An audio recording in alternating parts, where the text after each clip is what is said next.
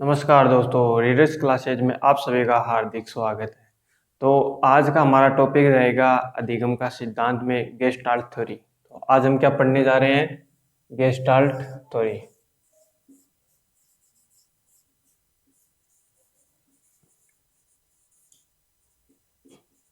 अब देखिए gestalt theory. Gestalt theory दी गई थी गेस्टाल्टवादियों द्वारा। गेस्टाल्टवादियों में कौन थे? मुख्यतः वर्दीमर, कॉलर, कोपका और कोटलेविन। ये क्या गेस्टाल्टवादी कहलाए और इनका जो सिद्धांत था वो कहलाया गेस्टाल्ट सिद्धांत। तो यहाँ पे देखिए गेस्टाल्ट का मतलब होता है पूर्णाकार या समग्रता। समग्रता का मतलब संपूर्ण से है कि किस प्रकार से हम किसी भी विषय को समझने का या सीखने का प्रयास करें तो उसे हम पूर्ण रूप से देखें या संपूर्ण रूप से उसका अध्ययन करें, न कि उसके अंश को क्या करें, संपूर्ण रूप से। किस प्रकार से? तो देखिए यह आया सिद्धांत पूर्णाकार समग्रता। तो इसका नाम अन्य आता है यहाँ से निकलकर पूर्णाकार का सिद्धांत। एक नाम हो रहा है इसका सूझ या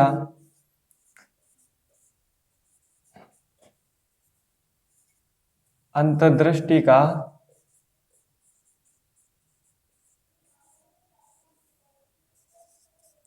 सिद्धांत है। तो देखिए इस सिद्धांत को पढ़ने से पहले थोड़ा गेस्टाल्ट संप्रदाय के बारे में जानते हैं। गेस्टाल्ट संप्रदाय का जो उदय हुआ था वो होता 1920 में। कहाँ से? जर्मनी में। ये गेस्टाल्ट है ना, ये जर्मन भाषा का शब्द है जिसका अर्थ होता है पूर्णाकार या समग्रता। तो 1920 में इसका क्या हुआ था? उदय हुआ था।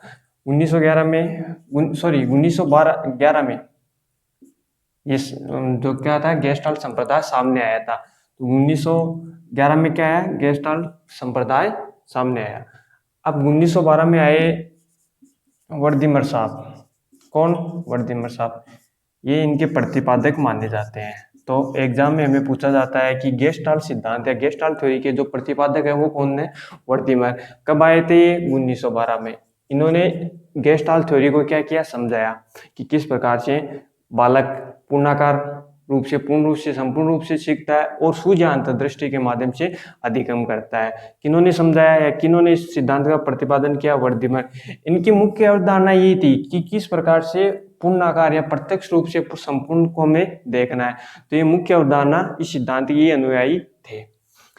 अब 1916 में इनके सहयोगी आए। कौन? कॉलर, जिन्होंने इस सिद्धांत पे क्या किया था? प्रयोग किया था। तो ये कहलाए प्रयोगकर्ता। कौन? कॉलर। कॉलर साहब ने क्या किया था? इस सिद्धांत पर प्रतिपादन या अवधारणा किसने पेश की थी? वर्दीमर साहब ने। लेकिन इस सिद्धांत पर प्रयोग किसने किया था? कॉलर। कि किस प्रकार से एक इन्होंने वनमानस या चिंपैंजी पर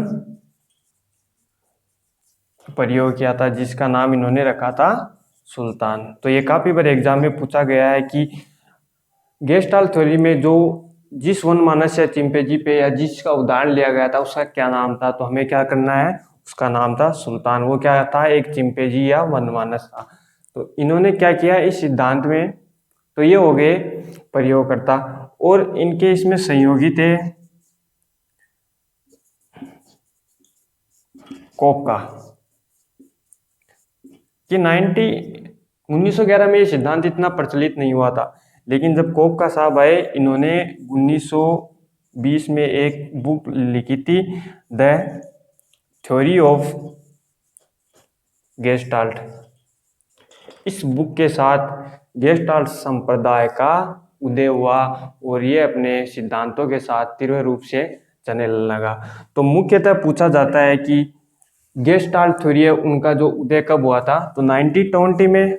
और एक यहाँ से क्वेश्चन और निकल के रहता है कि जो कोलर साहब थे, कौन प्रयोगकर्ता कोलर, वो कहाँ के निवासी थे, तो कहाँ के निवासी थे, जर्मनी। इस संप्रदाय का उदय कहाँ से हुआ था, जर्मनी से हुआ था। तो ये क्वेश्चन बहुत बार पूछा गया है कि कहाँ के निवासी थे, तो जर्मनी के थे। ये तो होगा इनकी सामान्य। अब जिन्होंने कोलर साहब ने किस पे प्रयोग किया था, सुल्तान पे। सुल्तान पे किस प्रकार से, सुल्तान नामक चिंपैंजी पर प्रयोग किया था। इन्होंने क्या किया कि एक बॉक्स में सुल्तान को बंद कर दिया। क्या किया, बॉक्स में सुल्तान को बंद कर दिया, और यहाँ पे एक बॉक्स या संदूक बोले, यहाँ पे एक कोने में संदूक रख दिया और छत से केला लटका दिया। तो अब क्या किया, कोलर साहब आए, वो बॉक्स पे चढ़े या कमरे में इन्होंने क्या किया था, एक कमरे में ये प्रयोग किया था। क्या किया, कोलर साहब आए, बॉक्स पर चढ़े और केले को प्राप्त किया। इस प्रकार वापस से इन्होंने क्या किया, संदूक को वापस कोने में रख दिया। तो अब क्या किया कि यह इधर उधर, सुल्तान इधर उधर घूम रहा था क्योंकि इसे भूख लगी थी, अब केला प्राप्त करे किस प्रकार से। तो ये इसने क्या किया, इधर उधर उछलने का प्रयास किया, लेकिन ये लक्ष्य तक नहीं पहुंच सका। तो बाद में कोलर साहब आए, उन्होंने बॉक्स को जो ये केले लटक रहे हैं उनके नीचे बॉक्स को किया और उसके ऊपर चढ़े और केले को प्राप्त कर लिया।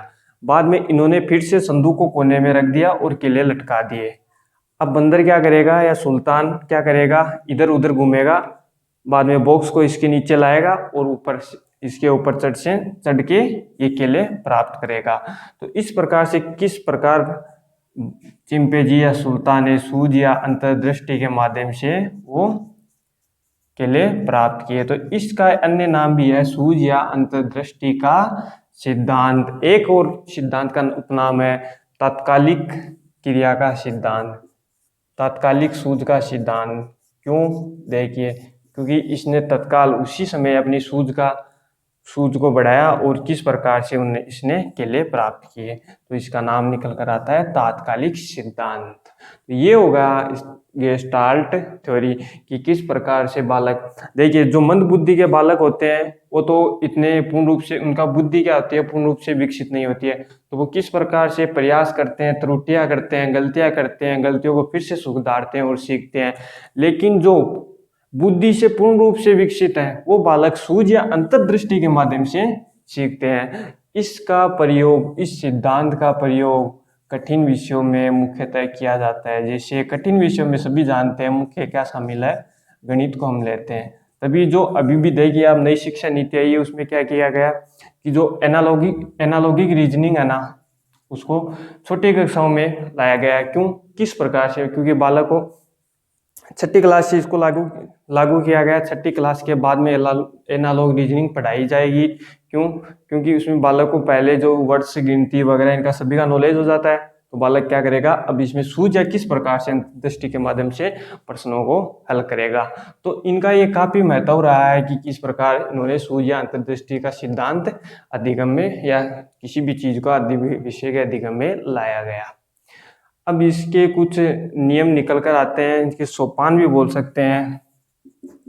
सोपान में क्या, सबसे पहले क्या किया इसने, सुल्तान ने क्या किया, लक्ष्य निर्धारित किया।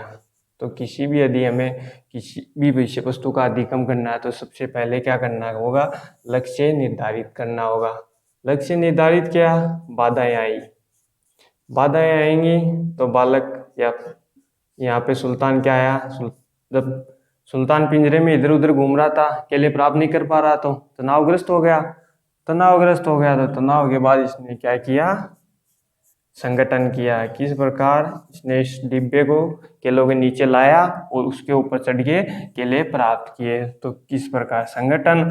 और यदि सुल्तान इस बॉक्स पर चढ़ने के पश्चात भी यदि लक्ष्य तक नहीं पहुंच पाता है तो यहाँ पे इन्होंने क्या किया, अगले जो क्रिया में इन्होंने एक बॉक्स और रख दिया। तो किस प्रकार से ये दोनों बॉक्स को, एक बॉक्स के ऊपर दूसरा बॉक्स रखेगा और केले तक पहुंच जाएगा। तो इस प्रकार से ये पुनर्संगठन। तो ये इसके सिद्धांत के सोपान निकल कर आते हैं। उच्च शिक्षा के क्षेत्र में या अधिगम में इसका बहुत महत्वपूर्ण है। इसका देखो, समस्या समाधान में यह सिद्धांत बहुत महत्वपूर्ण है। क्यों? गेस्टाल्टवादी बोलते थे कि यदि आप किसी भी समस्या को है ना बालक के सामने पूर्ण रूप से प्रस्तुत करो, यदि समस्या ही अपूर्ण होगी तो बालक उसको हल कैसे करेगा, उसका समाधान किस प्रकार से करेगा। तो सबसे पहले क्या कि समस्या को पूर्ण रूप से प्रस्तुत करो, किस प्रकार से उसको समझाओ कि आपकी जो समस्या है, प्रश्न को हल करने में क्या समस्याएं आ रही हैं। तो क्या करना होगा, हमको समस्या को पूर्ण रूप से देखना होगा। जो हम प्रत्यक्ष रूप देखेंगे ना, उसमें समग्र को शामिल करेंगे। तो यहाँ से निकल कर समस्या समाधान के क्षेत्र में इसका विशेष उपयोग है। और कठिन हमें एग्जाम में पूछ ले, समस्या समाधान में कौन से अधिगम सिद्धांत महत्वपूर्ण बताया गया, तो कौन सा, गेस्टाल्ट थ्योरी। कठिन विषयों के लिए भी कठिन विषयों में भी अधिगम के लिए विशेष उपयोगी है। ये भी यहाँ पे भी क्वेश्चन बन सकता है। और इसका उपयोगी होता है जो भी शिक्षण विधियां होती हैं, पूर्ण से अंश की ओर जो शिक्षण सूत्र होता है वो भी इस थ्योरी पे आधारित है, तथा पाठ्यक्रम का निर्माण भी इसके आधार पर ही किया जाता है। किस प्रकार से, देखिए, पाठ्यक्रम का निर्माण इस प्रकार से किया गया है, यदि कोई भी चैप्टर है, कोई भी विषय है, तो उसको स्टार्टिंग में पूर्ण रूप से पेश किया गया है और बाद में उनके जो अंश होते हैं उनका अलग अलग रूप से उल्लेख किया गया है। तो यही बोले, इनकी यही अवधारणा है कि पूर्ण से अंश की ओर। तो क्या बोलते थे गेस्टाल्टवादी बोलते थे कि किसी भी यदि प्रत्यक्ष वस्तु का विश्लेषण न करके अनुभव को संपूर्ण रूप से प्रस्तुत किया जाए, तो ये इनकी मुख्य अवधारणा थी। तो ये कहलाया गेस्टाल्ट थ्योरी। तो इसमें मुख्यतः क्वेश्चन पूछे जाते हैं कि गेस्टाल्ट का अर्थ क्या है, पूर्णाकार। ये जर्मन भाषा का शब्द है। इनका जो गेस्टाल्ट संप्रदाय है उसका उदय कब हुआ था, 1920 में। क्यों? क्योंकि कोपका थे, उन्होंने एक बुक लिखी थी, द थ्योरी ऑफ गेस्टाल्ट। तो the theory of gestalt book किसकी है, कोपका की। तो ये यहाँ से महत्वपूर्ण क्वेश्चन निकल कर आते हैं। तो ये आपका हो गया गेस्टाल्ट थ्योरी। और अगली कक्षा में हम पढ़ेंगे एसआर थ्योरी, जिसको बोलते हैं स्टिमुलस रिस्पॉन्स थ्योरी। इसके प्रवर्तक थे थॉर्नडाइक। इसका उल्लेख हम अगली कक्षा में करेंगे। आज के लिए बस इतना ही। धन्यवाद दोस्तों। जय हिंद, जय भारत।